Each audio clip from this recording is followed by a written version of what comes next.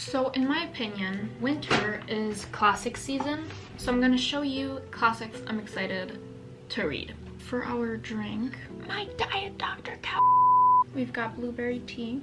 So these are the classics I'm most excited about reading. And if you didn't know, which you probably don't, I have a full double row and more of classics. That row up to there, that's all classics. I've not read many. You can, if you want to know which classics I have read, you can go check my last video. That's what I was talking about there. These are the classics, and I'm just gonna list them off and maybe tell you guys a few thoughts on them. First one up, it's in German. It's poems, collected poems by Rainer Maria Rilke. And I read Letters to a Young Poet by him, and I absolutely loved it. I can't wait to read this. I've not read a lot of poetry, but I do really like poetry, and I like reading it because it inspires me to write myself. I'm very excited about this. It had a price tag sticker, and I took it off, and then it ripped the cover, so I put a sticker on it. Next is Franny and Zooey by J.D. Salinger. I have not read The Catcher in the Rye, but a lot of people say that this is as good, if not better, and I like that it's from 2 points of view and that it always says like which point of view it's from. At the top it says Franny or it says Zooey, and I think that's really interesting. I got this in Paris at the Shakespeare and Company bookstore, and they stamped it. Very cool. I don't know anything about this. It's short, and I keep pushing through short classics, so I am more inclined to read any classic at all. Next is another poetry collection, and it's My Life Had Stood a Loaded Gun by Emily Dickinson. These tabs are not applied. These are over here, because I took them off of the tab sheet because I wanted to organize the tabs in another order than they were already on the sheet. So I put the ones I was going to use for this on here next to their explanations. I don't know how far I am in this book. Page 11. This would technically not take long, but I like writing down stuff for each poem, so it takes me a while.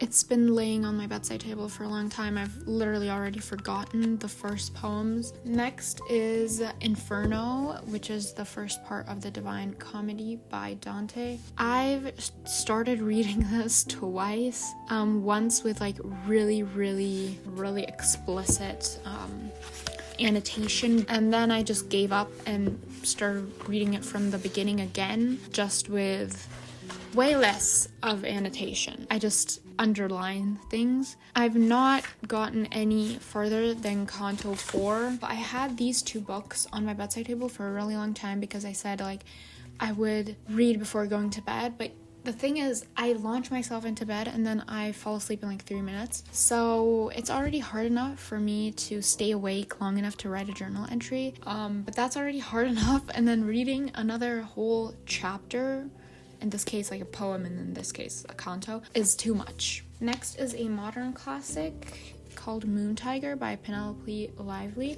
I thrifted this and it just looks interesting. I love this cover. I love it. It looks so cool. So I would like to read it. I don't know anything about it. It's also very attractive looking because it's not that long. Next is A Room of One's Own by Virginia Woolf.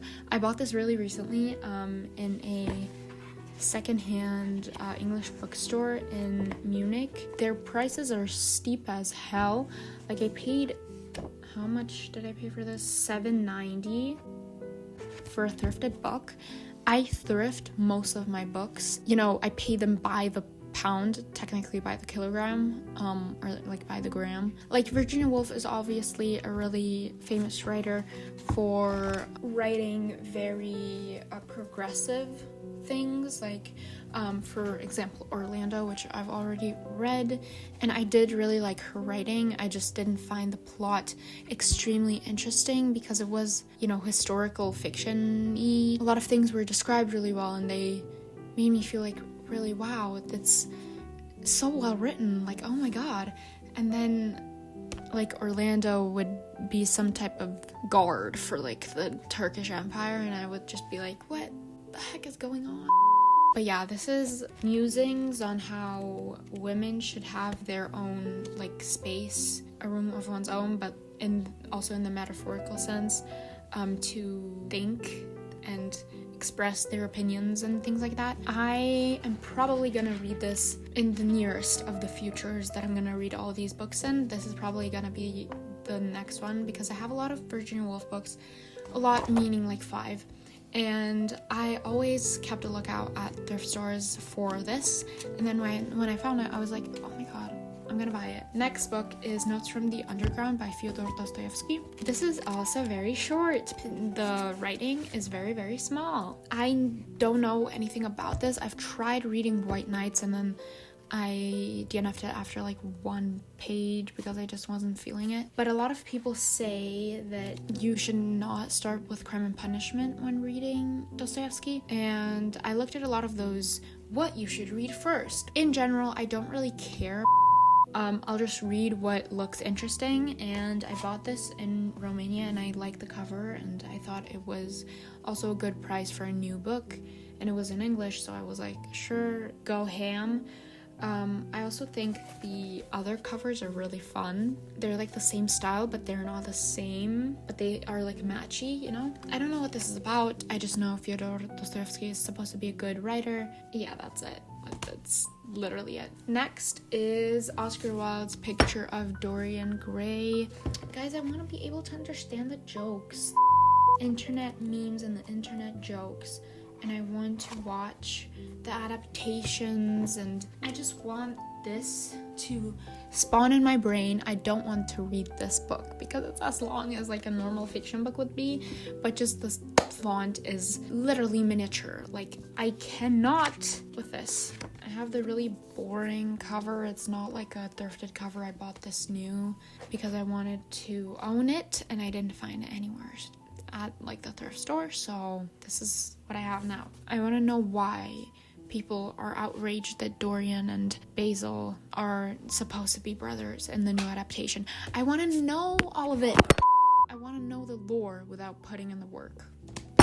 Dracula by Bram Stoker. I think this is very obvious why I would want to read this. I'm Romanian.